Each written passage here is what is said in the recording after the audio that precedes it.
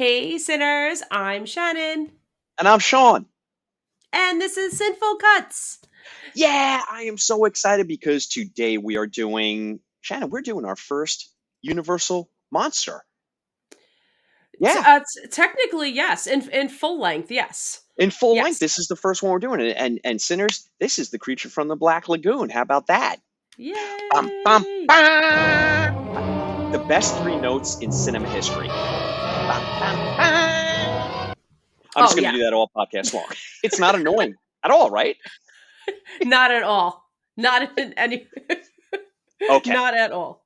Before we get into the creature from the Black Lagoon, I am going to put you on the spot as I love to do. Okay, so ready? We've got Frankenstein, we've got the Wolfman, we've got Dracula, we have the Invisible Man, and we have the creature from the Black Lagoon. Am I Mhm. forgetting anyone? That's our core five, right? Yeah. Mummy, right? Mummy. You said mummy, right? Shit, I forgot the mummy. Six. There's Okay. six. Yeah, I was Okay, gonna say I feel like we're missing one, but okay. no, I think that's everybody. Yeah. So of our Sinister Six, sorry, Marvel, don't sue us, but of our Sinister Six, who is your favorite of the monsters, and where does the creature line up? What do you mean? Where does the creature line up? Like, okay, so you're like, oh, all right, I'll give my example. The Wolfman's my favorite, but I would Okay. say that the creature from the Black Lagoon is my second favorite. Okay. Okay. I always was intrigued by the Gill Man, if you will. I definitely was always intrigued by him, probably because we didn't see him enough. Obviously, I mean, I know we'll get into it because I think we were supposed to. But Yeah. whatever. History. I would say probably as a child, it was probably more so Dracula. I was definitely a big vampire person as a kid. But I obviously definitely grew to appreciate the others, Oh, as I so got you older. that was just as a kid, you outgrew your vampire love? Is that what you're trying to say? No, I said it started there. And I'm gonna go with that's my mom's fault. Thanks, Mom. I, I'm going to spread a dirty rumor all over town that you no longer love vampires and you've outgrown it, and no one's going to want to play with you on the playground. It's All right. lies, all lies, slander, nothing but slander. See what I deal with, sinners? Deal with abuse. Yeah, but I mean, you know that you're just going to you're going to give me a wedgie and put me in a chokehold next time we see each other. You and John. Yeah, John from the Red Zone. Don't think I forgot about Toodaloo Sean. You're going to get it. And by get it, I mean a big smooch on your face. All right. If you know, you Oh know. If you boy. know, you know, If you sinners. yeah, if you know, you know. Okay, so I love the fact that okay, so for me it's the Wolfman, and for you it's Dracula, but the Gillman is not far behind because he is so. Wait a minute, you know what? That is I guess they call him the Gillman, so we know he's a man. I was just gonna say, do we know the Gillman's a man? I mean, I don't Well, know. for the 50s, I think so, Yeah, because the story is that he's intrigued by a woman. I like to think that our Gillman is kind of like it's like the dinosaurs in Jurassic Park. He can reproduce asexually. I'm giving this way too much thought. I'm gonna Well, well, roll it so back. did Guillermo del Toro, and that's why we got The Shape of Water, which is Yeah, a beautiful. I love that movie. I love that movie I too. know I'm jumping ahead, but just gonna throw that out there. No, you know what? I mean, Shannon and I will stand in the middle of the street, Street Fighter style, back to back, and we'll fight anyone who comes at us and says it didn't deserve the Academy Award. Yeah, it did. Yeah, it did. Choose your fighter. So, okay. I was just telling Shannon before we started, I'm like, I'm not going to go off on a lot of tangents. So we're going to keep this quick and steady. Sweet ginger we brown. we totally did say that, We and did. here we are. We did. I'm like, what color do you think the director's shoes were? Anyway, They were speaking of the brown. director, speaking of the director, why do I have my glasses crooked like I was just in a plane crash? Okay, there we go. All right, so Jack Arnold is the director of this movie, and Sinners, we love Jack Arnold. And if you're like, why do I love Jack Arnold? I don't fucking know Jack Arnold. Yeah, you do, because he directed It Came from Outer Space, Tarantula, And ready for this one? The Incredible Shrinking Man. Yep. Yeah, I mean Jack Mhm. Arnold hitting it out of the park with these movies, and then Creature Yeah. from the Black Lagoon on top of that. Wow. All right, what an impressive body of work. Screenplay is by Harry Essex and Arthur Ross. Remember that name, Arthur Ross, everybody. When we get to the end of the podcast, we're going Mhm. to be bringing him back up again, and his son Gary Ross. Story is by Maurice Zim. It's produced by William Allen, and our cast, we have Richard Carlson as Dr. David Reed. We've got Julie Adams as Dr. Kay Lawrence. Oh my goodness. I mean, Shannon, I know we said we're going to be focused and keep this on track, but I got to just take a second for Julie Adams. She is like luminescent in this movie. I think that's a word. I'm just gonna pretend that That's it a is. word. That's a word. She I just love her. I love her in this film. I wish I saw her in more things. I just think she has such incredible presence, and she is really truly. I mean, of course, it's the '50s, so that you've got Dr. David Reed as the square jawed man. He makes a lot of sense, and you got to listen to me because I think we're a gill man in the loose. I love her. She's the protagonist in this movie. They're kind of using her as like, well, we've got to protect this woman. She doesn't know what she's doing. And Yeah. then they no one watches, and she goes swimming for 20 minutes in the Yeah. Amazon. Yeah, Yeah, basically. but oh, I love her in this movie, and I just think she's fantastic. I really do. I think she is the best actor in this movie by a country mile. Oh, yeah, hands down. Well, her and Rico Brown. Well, oh, yeah, Yeah. obviously. Yeah. Um, you know what? And Rico Brown, because he just passed away, R.I.P. Rico Brown, we love you. Mhm. He gets a lot of the credit, which he greatly deserves. But it was also Ben Chapman. I want to make sure to mention Ben Chapman, who played the Gill Man on land, and Rico Browning. Why don't you tell me that I'm being a dick? Rico Browning played the Gill Man in the water. All right. Then we just to button it up, we've got Richard Denning as Dr. Mark Williams, Antonio Moreno as Dr. Carl Maja, and Nestor Palva as Captain Lucas. I really like him when he pulls the knife on Dr. Williams and puts it under his chin. I'm like, that's right, Dr. Williams. Yeah. Get it? Yeah. Tell Would you that like? Marks to shut up. Yeah, Fucking jackass. fucking Mark. Would you like to do the summary for our sinners? Yes. All right. So the official plot as goes is a strange prehistoric beast lurks in the depths of the Amazonian jungle. A group of scientists try to capture the animal and bring it back to civilization for study. I And yeah, that's pretty much the uh, gist of it. No, you absolutely nailed it 100%. I'm just going to do another interpretation.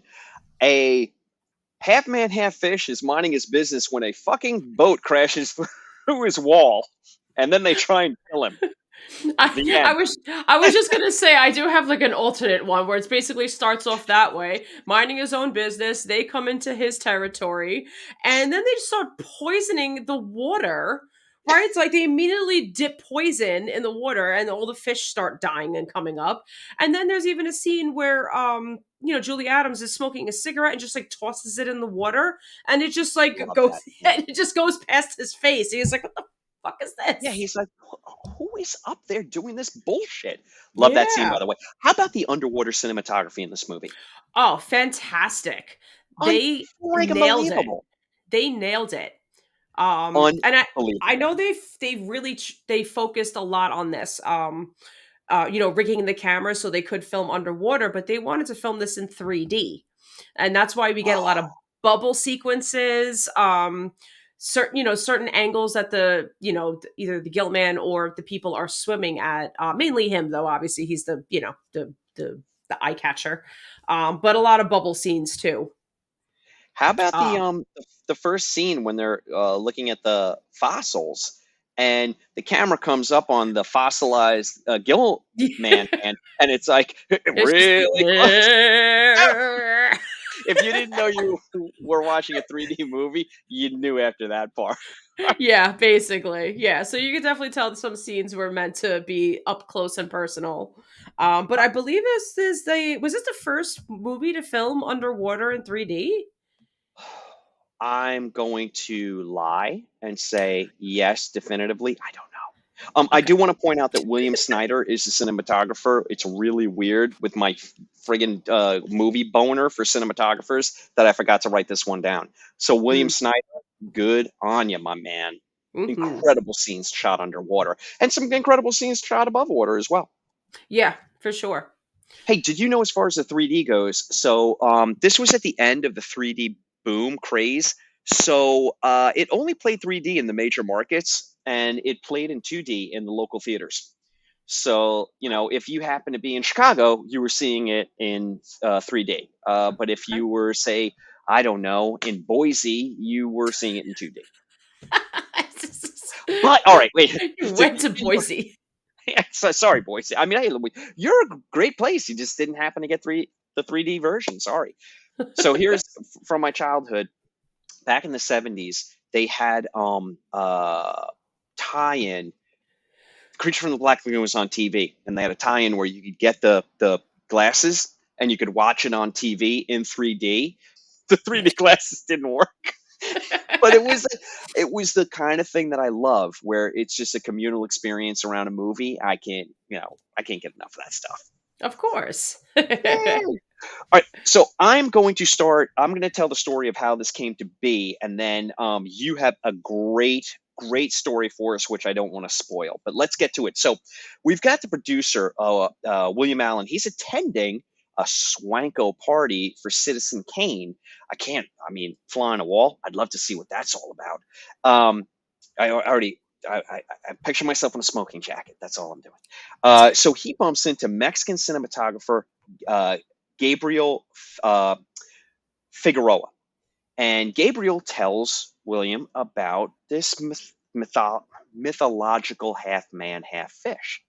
Now, this Okay. resonates with William, and he writes this story. I mean, it takes a while. He bases it on Beauty and the Beast, and he fleshes it out. He gives it to Maurice Zim, who fleshes it out even more. That's why he gets a story by credit. And then Harry Essex and Arthur Ross, they write the screenplay, and then it goes into production. I mean, gang, this takes more than 10 years. The dinner party was in the early 40s, and this same movie didn't come out until 54. So Right. it wasn't like it happened overnight, but you could see, like, I love the fact that William Allen, the producer, he just it just like germinated, and he couldn't let go of it, and it just kind of snowballed into what we get on screen, which I feel is possibly one of the best Universal monster movies.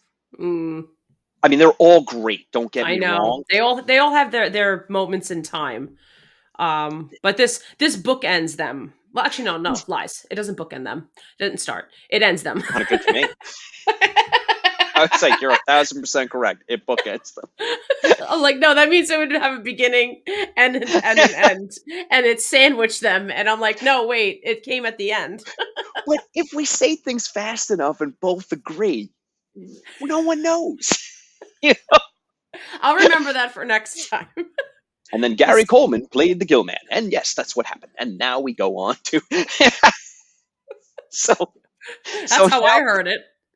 I want to set up Shannon. I'm going to set the stage for Shannon because she's got a really important piece of cinema history that we want to unpack here, and I've really been looking forward to it. So now we're in pre-production, and we have our script, and we have our director, and everything's set. But what we don't have the concept art, and we don't have the design for the creature from the Black Lagoon. We do not have the Gill Man.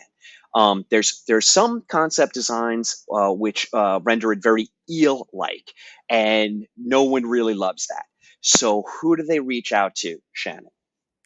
So the okay, I'm gonna start a little backwards. So Bud Westmore is the big name that got a lot of the credit for the creature. He was hired to start working on it, but he did meet a woman named Millicent Patrick, who that was not her original name, by the way. She did change it, I think, just for whatever reason. But either way, he met her, was intrigued by her. I'm gonna go ahead and probably assume he was very intrigued by her beauty, because She's she gorgeous. was drop dead gorgeous, like drop dead gorgeous, Absolutely. beautiful woman, but super super talented. So before she gets hired by Universal through Bud Westmore, just to kind of give a quick little background, she did. So her father, I think, was a designer. He was I like the word engineer is in my head, but I don't think it's engineer. But let's just say he's an engineer, whatever. So Okay. she acquired a very artistic side because of her father. She did get hired and worked in Disney for a time before this. So just a few things of works. She did work on Dumbo, okay, as well as she developed the Chernabog I from know. Fantasia. Come on. Sinners, look up Chernabog Fantasia if you don't know what I'm talking about. Do yourself a favor. It's fantastic. It's like my favorite scene. It's everyone's favorite scene out of all of Fantasia. But anyway, Absolutely. yeah. So that's her resume, if you will. So she gets explained, what they want to do, and she comes up with the creature design of So what talented. we get. Even developing the type the basically for the land version of the costume, so that was Ben Chapman. So his even developing his mask, that every time he would open his mouth, that's the gills would move. It's incredible. It It's like incredible. yes, yeah, they were very specifically designed to each man, and just incredible incredible work. So they move forward with the movie, they film, they wrap.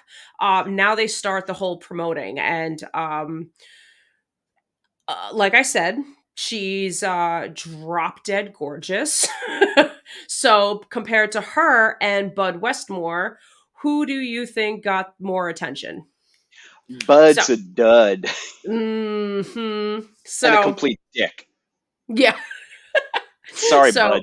yeah, so Bud Westmore definitely had a huge ego issue. I'm gonna go with because the Westmores also had a huge dynasty among, and like were spread out amongst Universal, Fox, Yeah. Paramount, blah blah blah, whatever. I don't, whatever they all had a hand in like basically hair and makeup Yeah. areas of that nature. Like an effects family. Yeah. Yeah. So I think I think he was like one of like 7 or 8 children. So it was a huge family. So he already had like, yeah, I'm part of the pack, and whatever. Yeah. Probably, good with the ladies and whatever, blah blah blah. But Millicent Patrick had class. So whatever. Anywho, moving on. So this is my version of the story, okay? So just let me have it. So but they go on and they start promoting the movie, and Bud Westmore is upset that she's getting more attention than he is. So he basically makes a stink, and again, gonna say it again because Millicent has class. She actually decided to. Bud Westmore basically said, "I want more credit," and Yeah. she said, "Okay." Apparently, so she's like, yeah, this, whatever, he's the one who designed the creature, yeah, that guy over there. And they're just like, but you're just so much more beautiful, so whatever. So she was still getting attention. Bud Westmore then had a huge fit and kept climbing up the ladder at Universal, corporates. And despite they were dismayed by the whole thing, but just to please the Westmore dynasty family, and to keep Bud, because I'm sure he threatened to quit and the whole nine, and whatever. They put their tails between their legs, and they had to fire Millicent Yeah. from the project, and she never got that kind of work like ever again. I think she Over did again. some small time Wait, stuff, background acting and whatnot. we're letting Bud the Chud get off the hook a little too easy. I want to point something out. So he's so fucking insecure and such a dick on ice. So the press tour was titled "The Beauty Who Created the Beast." Ah, This yes. fucking wank job has it changed to the beauty who lives with the beast because he didn't want the implication that she created it because Mhm. she did. What a Mhm. fragile little bitch. I Um, know. It's yeah, really upsetting. yeah, it really is. It really is. And do I have to say allegedly this shit happened? I don't have to say allegedly, right? Come at me, Bud Westmore. You're rotting skeleton. I'll fuck you up. Could you imagine the end of my bed tonight is the decrepit skeleton of Bud Westmore? I heard you were talking shit. I'd be like, Brooklyn, what's the feces policy on these sheets? Anyway, yeah, we were letting him off the hook way too easy. What a tiny little, what a flaccid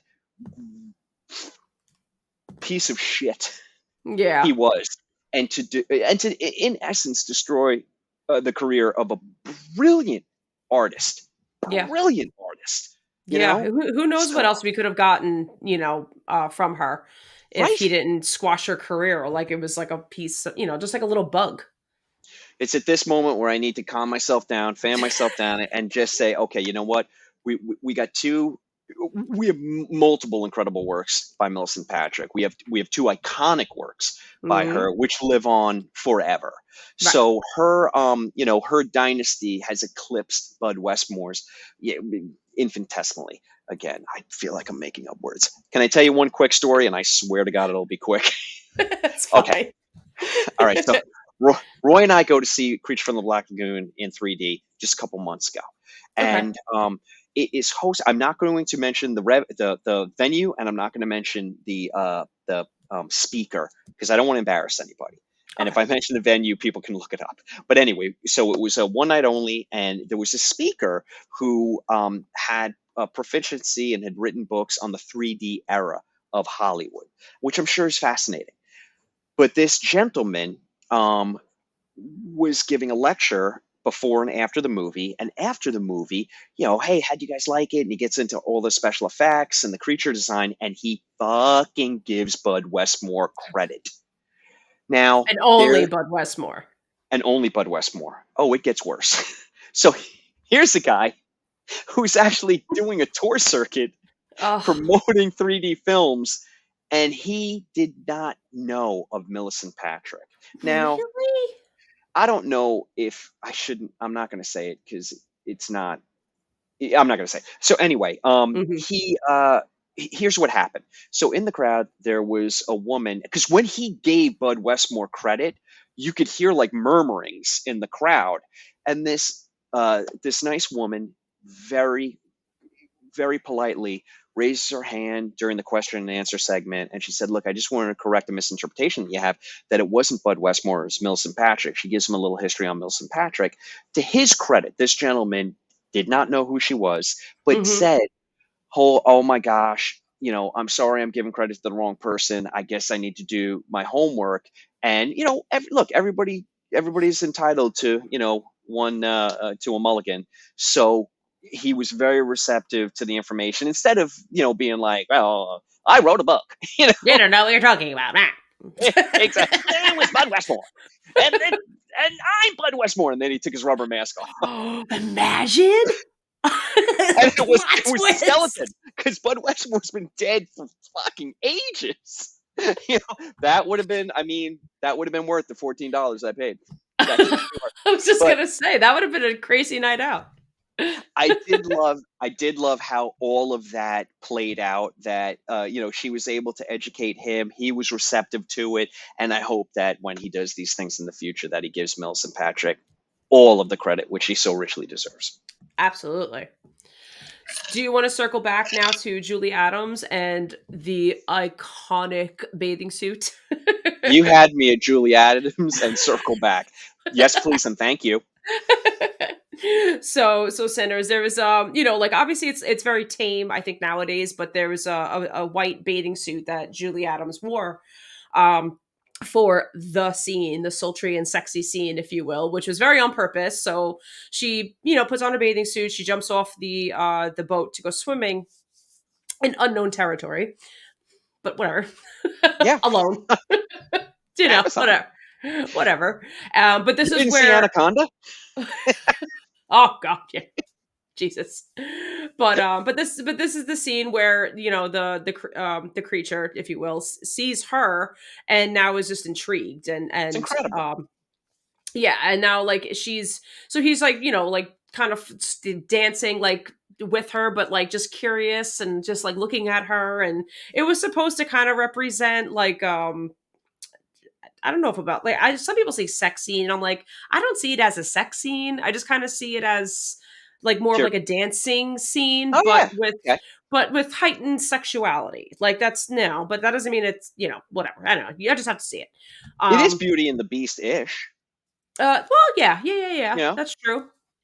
But so they created this you know, like the bathing suits back then, they were very like they covered pretty much like everything, but they decided to do on the thighs, like they just raised the fabric a little bit. Boy, did they. Is it getting hot in here? Are you getting hot? It's getting hot in here. Summer's coming. It look, But I'm yeah, all but for it. they probably rate like to a typical bathing suit, they probably raised the fabric like Three maybe like millimeter. three, like maybe I would think like 2 to 3 inches, and people were like, look at that hussy on screen, you know. Like all the old folks were like, look at that hussy. And all the young kids were like, ooga, like a Tex Avery cartoon. The eyes are like, meow, meow. like in Who Framed Roger Rabbit. Yes. Oh my God. Oh, But yeah. I would have loved it back. Actually, I was going to say I would have loved to have seen it back then. That's a lie. It seems like the movies back then were like sitting on a fucking apple crate. No, thank you. I'll take I'll take my beanbag chair couch, which they have now. Yes. This amorphous shape. I definitely would have had worse back problems back then. Oh my God. But you know what? It would be great though, because we could have smoked a pack and a half of cigarettes while we were watching this. Anywhere and everywhere. Sinners again, hardly aging myself, but when I was a child and would go to the movies, there would be cigarette burns in the wooden armrest I believe it. in the movie theater. I And believe it. yeah, I mean, you could smoke in the. I think you could still. When I was a kid, you could still smoke in the theaters. Shit, maybe I'm confusing that with airplanes. Never mind. Anyway, so Julie Adams, incredibly gorgeous. I do want to point out one thing, which is Mhm, kind of interesting. So this movie is a little bit progressive, and you brought it up. So you have Richard Carlson is Dr. Reed, and Dr. Reed, he's totally against poisoning the Amazon, and mhm. he's totally against killing the creature or trying to capture the creature. He's like, let's just take a picture of it. Like, Yeah, like, you don't need to take the whole thing back, you fucking tards. Yeah. yeah, but it's a fucking Mark Williams, and he's just like, you know what we should do? Burn the Amazon to the ground to get this creature, you know. But Because I want my trophy. it's kind I of think I wrote in my notes too, Mark. Wait, what did I write? Pompous ass. Love to hate him. pompous ass. Yeah, great hair though, great hair, but Great pompous ass. hair. Mm, he did have Also, great I hair. mean, look, look, Sinners, glass houses here. You know what? I I shouldn't be making fun of other men's physiques. They're in very good shape, but I'm like, not a lot of chest exercises back in the 50s. Everybody's so supple. And I'm all for it. I'm Very all just for it. strict. Yeah. Like push up, maybe. Anyway, so It was a I time. love I love the fact that you had this, you had the dichotomy between, Dr. Williams wants to kind of destroy everything, and Dr. Reed is like, no, let's preserve everything. And then it got me thinking. I'm like, shit, where have I seen this before? It is completely Jeff Bridges and Charles Grodin in 1976 King Kong. Charles Mhm. Grodin, I mean, it is.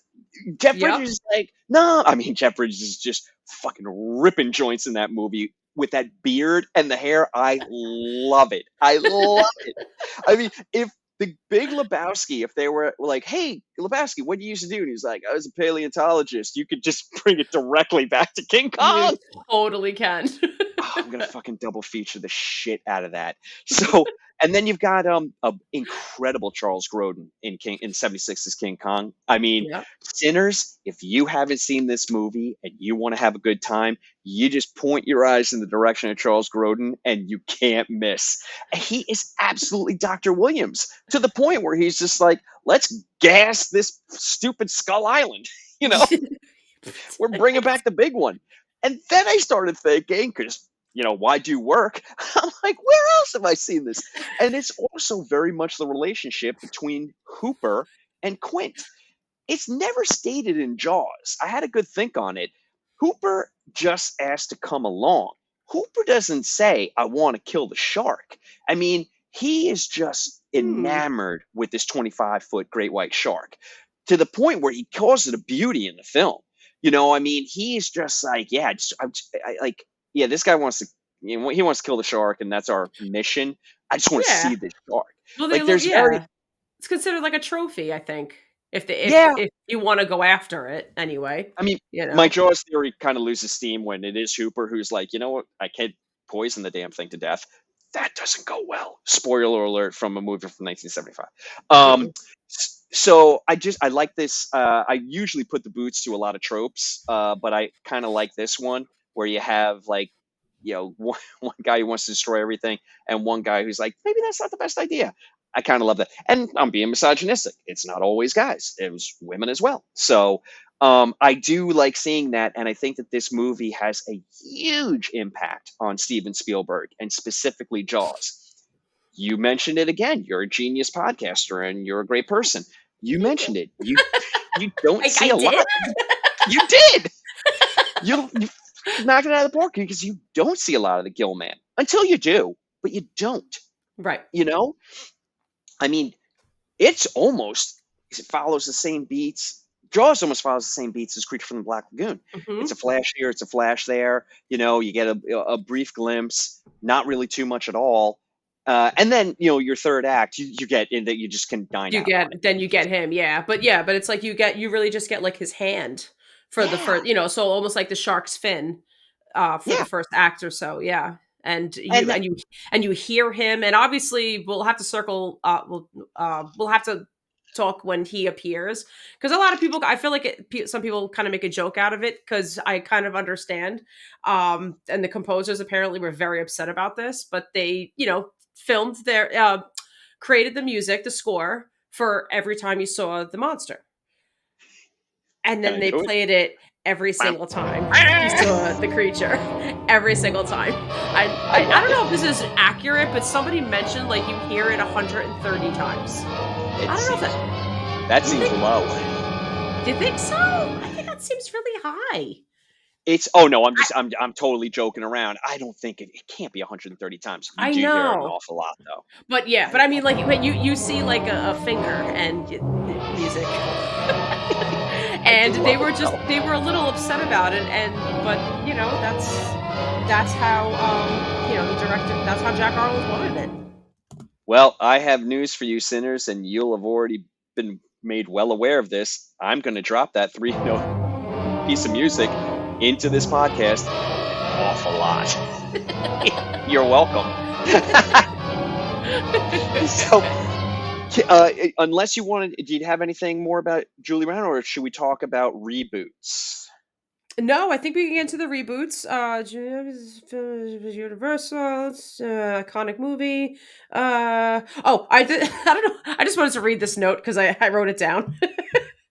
So, but Kay, typical damsel in distress, still found time to do her hair in times of turmoil because her hair was fabulous the whole time. And I'm like, how do I do that? I mean, it certainly was. It certainly was. And Right? think Just about the humidity in the Amazon. right? Perfect brush set, just bounced whether it was down, up in a ponytail. I'm like, wow, in terms of turmoil, she's got great hair. But I Well, just this wanted was to say, Amazon by way of California and Florida, so there you go. I mean, but still, I yeah, mean, Florida is pretty humid in Florida. Anyway, yeah, yeah, um, impressive. okay, one little tidbit about the movie, which just went flying out of my dumb head. Uh, um, uh, crackers. Oh shit, sorry. I wanted to bring up Mallory O'Meara's incredible book about Millicent Patrick, just so Hmm? we can button that up. The Yeah. Lady from the Black Lagoon, Hollywood Monsters and the Lost Legacy of Millicent Patrick. Mallory O'Meara. I will put that link to the book in the show notes. It is incredible. And Mallory O'Meara and Bree Grant do a podcast together, and that's an incredible podcast. And because I'm a dumb dummy, I will put the podcasts in the friggin' show notes as well, because I don't remember the name of it at this exact moment. Oh, okay. So this is Yeah. what I wanted to talk about. Uh, Glenn Strange of Frankenstein Hmm. Legacy was originally approached to play the Gill Man. I don't Right. know why he couldn't do it. Maybe contractually, maybe he was shooting other stuff. Supposedly he I don't want to go with the terminology he couldn't swim, but like I don't think he was interested in being under the water for that long a period of time. Like it didn't appeal to him. I heard he turned it down. I I could don't look into blame him. I could look into that further, but I think he just turned it down because it just wasn't appealing to be in the water. Rico Browning supposedly held his breath for 4 minutes, and he's like, "Yeah, it's not a big deal if you're not doing anything." He's like, "It's really you can only hold your breath for 2 minutes if you actually have to do action stuff." Um, Ben Chapman constantly was overheating because, face it, gang, it's like wearing a head to toe neoprene wetsuit. Yeah. Um, your your skin's not breathing, so he would have to be in this fucking suit for 14 hours a day. They were constantly hosing him down. He had almost zero visibility, to the point where the cave scene where he's holding Kay, Julie, uh, he scrapes her head against the rock. She got a little injured, but was fine. But I mean, it was torturous being in that damn suit, whether you were in the water or whether you were on land. So Yeah. Glenn Strange is Even just like, I'm good. even Rico Browning said that, like, just because of like the water and separation and stuff like that, like there's like little parts of that were glued to Oof, him, and it the glue kind of sort of burned, and he still has a scar like to this day. Well, he's damn. not. He died, Well, right? he did. Yeah, Yeah, he did. up to Not that long ago. for the rest of his life. There you go. Oh, by the way, Reading Glasses is the incredible podcast with Bree Grant and Mallory O'Meara. I've listened to it. I don't know why I couldn't remember this freaking name because I'm a jughead. Incredible podcast. Check it out. Okay. It's incredible women. So, all right, this part of the podcast is going to make me sad because we Oh. have so many reboots that coulda, shoulda, woulda happened, and they never did. So let's start Hmm. with 1981. You have John Landis. John Landis wants to produce a remake of The Creature from the Black Lagoon. He gets Nigel Neal to write the screenplay. Uh, Nigel Neal, as you know, Shannon, we were putting the boots to him with Robert Atone, and I can't remember what the movie was, but we were like, Oh, "Oh, that fucking guy." what the hell were we talking about? We Shit. were we were doing Halloween. Oh, it was friggin' Halloween 3, Season of the Witch. But Oh, he duh. was yeah. So he had written the first draft, and that's where you get most of the sound. Yes. So Yes. Yes. I he has a reputation of being quite the knob. But anyway, so he's gonna write the screenplay. The film scrapped due to budget concerns and competition from Jaws 3D. They were Yeah, oh, like, yes. we're never going to be able to beat Jaws 3D. We got two 3D movies that are coming out at the same time. Forget it. We won't do it. Let's go 10 years down the road. We got John Carpenter is producing. He wants Peter Jackson to direct Creature from the Black Lagoon. Oh, Peter that's right. Jackson passes on it because he's like, no, you know what? I'm working on King Kong. I need to stay in. I got to stay in the King Kong, headspace. I mean, we Yeah. wouldn't get that movie for another 20 years. But Yeah. he's like, this is where I'm at. I'm gonna pass. And like all John Carpenter projects that didn't get made, it just blows up.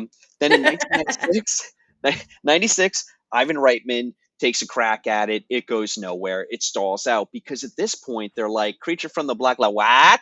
So it goes nowhere. Ugh. Then a little movie comes along in 1999 called The Mummy. Yes. Steven Summers the Mummy, and everybody's got universal monster fever. I know this little kid did. I was probably 42 at the time. I know this guy did. So all of a sudden, you know, everybody is picking up their gigantic cell phone. Was 99? I guess they were regular size, but they were like, They no, 99. They start well, they were like the flip like little flip phones. so all the Hollywood big wigs and producers are getting on their flip phones and they're like, "Get me a Universal monster immediately!" And there's now real heat around getting the Creature from the Black Lagoon made. So in 20, I can't do numbers. I was going to say 2021. In 2001, Gary Ross, son of Arthur Ross, who helped write the screenplay for, he Mhm. signs on to write and produce it. And guess who he wants to direct? Guillermo del Del Toro. Toro. Guillermo del Toro has a very definitive vision which he wants to bring to the screen. And I was not in the room and I know nothing about it, but I'm going to go out on a limb and say he was right. Everything that he said was right. They should have listened to Guillermo del Toro because he is the eminently kissable master face kissel man ever. Yes. Yes. So that experience leads him. That's the catalyst for, you know what? I didn't get to make Creature from the Black Lagoon. You know what I'm going to do? I'm going to make Creature from the Black Lagoon. Enjoy your Oscar, Guillermo del Toro. Well earned. We love you. Mhm. So that kind of that kind of takes the wind out of everyone's sails. But that wasn't until well into the 2000s. In 2005, Breck Eisner, who directed a movie that I love, a remake of Romero's The Crazies with Timothy Olyphant. Yeah? And who's Timothy Olyphant? And is it Melissa George plays his wife? Is it Melissa George? Possibly. Let me see. Hold, Any, please. anyway, Sinners. If you haven't seen the remake of The Crazies by Breck Eisner, check it out. It's really good. He desperately wants to make this film, but then the strike happens, and it looks like it's going to happen, and then the strike happens, puts ice on everything. The Mhm. strike is over, kind of has to get the wheels turning again. And at that point, Guillermo del Toro is already has Shape of Water. Right. So, well, I mean, I shouldn't say already has it. It would be years until that movie came out. But he was working on it, and I guess in the oh well, why bother? Because we got too many creature movies going on now anyway. Shape of Water comes out, and I think it really has thrown cold water on the whole Creature from the Black Lagoon reboot for a bit. You know? I think so too. I just think I think he always meant to because if when you listen to him talking about Creature from the Black Lagoon, that was his favorite. He saw it when he was 6 years old. Hmm. And he said even at 6 years old, he always sympathized with the creature. And he's like, one day I'm going to make a story and just kind of alternate the ending where he gets the girl. You I know, love it. so Love it. I think he would have made his own version towards the end. He could have redid the whole thing verbatim and then just gave himself his own ending Yeah.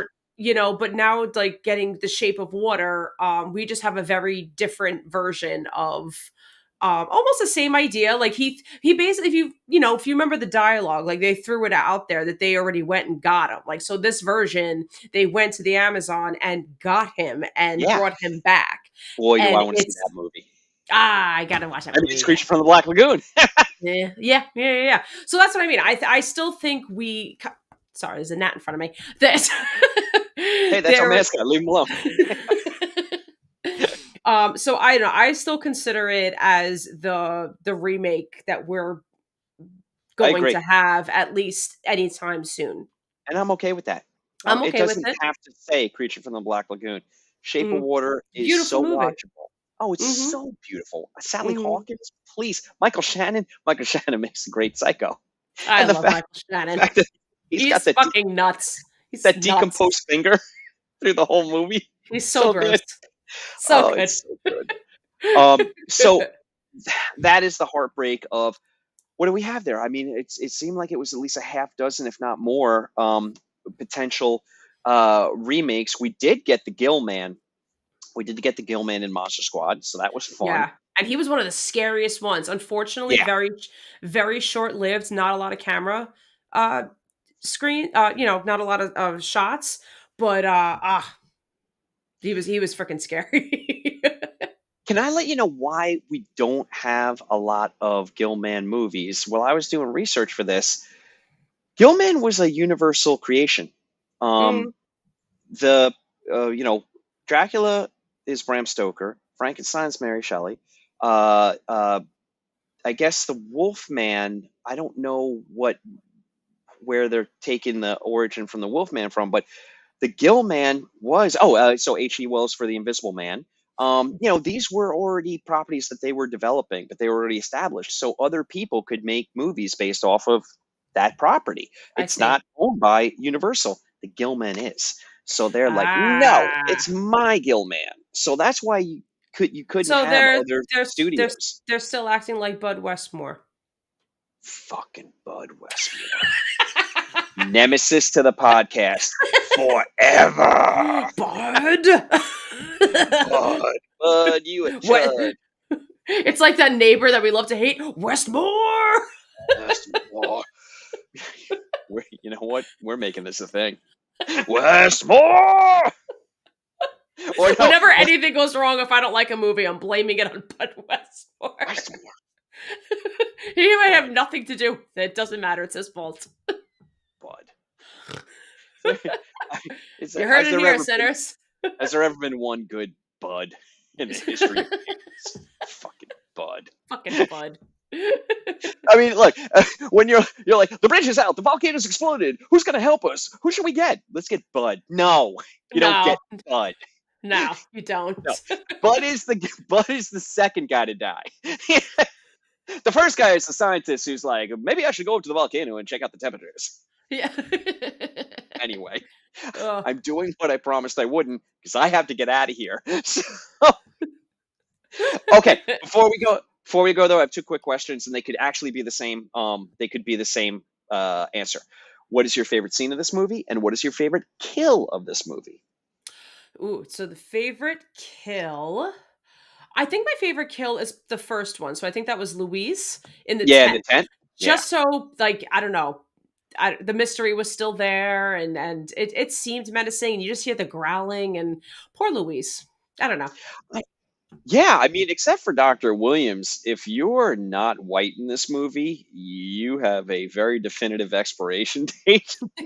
I'm looking at you, 1950s. Yeah, My just a little bit. my favorite kill, my favorite kill is actually Dr. Williams, that prick. That is great. And then when his body floats up to the top, and he's just like, bleh. I love that. And I mean, when they're getting into it underwater, it's pretty. I mean, it's visceral. You It know, is, yeah, it's a good scene. I think my favorite scene, just because I'm like Ben Chapman, I hope they paid you overtime.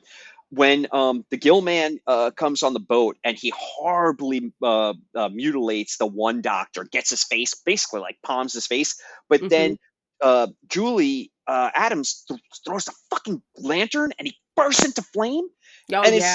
it's not like movie flame, like oh my arm, like the Gill Man's like hey, No, he's he engulfed. goes into a raging inferno and then dives into the water. And I'm like, that looks incredibly dangerous to the point of negligent. I couldn't read anything about anyone getting hurt, but that scene's hairy as fuck. Yeah, like I said, the only thing that Chapman ever mentions, I'm sorry, not Chapman, Browning, that he mentions is, the glue Yeah. that gets, burnt a little bit, and I'm like, nothing to do with him being all on fire. Look, I don't know who did the stunt. I don't know if it was Chapman because it Oh, was yeah. on land or if it was Browning because he dives into the water. But now it's starting to make sense that maybe the glue itself didn't burn him. Maybe when the glue caught on fire, it burned him. Science. Oh boy. I mean, yipes. Yeah, boy. Great stunt Ah, though. great stuff. Incredible stunt. Fantastic So stuff. I'm so excited about this episode because it is our first full length Universal Monsters episode. There will Mhm. certainly be more. I guarantee it. Oh, yes. So this is the beginning of our creature feature month. Love you to death, Creature from the Black Lagoon. I'm not going to say what we're doing next. We're going to keep that to ourselves. Because we tend to switch it up all the time. That's right, because I'm fairly certain that we're going to have a special guest, but if it doesn't happen and that gets delayed, then I don't want to look like a complete buffoon. Then we'll have to do a switcheroo again. You missed an easy layup, and you should have said, too late. Ah. All right, Shannon, take us out of here. All right, Cinners, and that's a cut. Bam, bam, bam. You know I'm putting that in.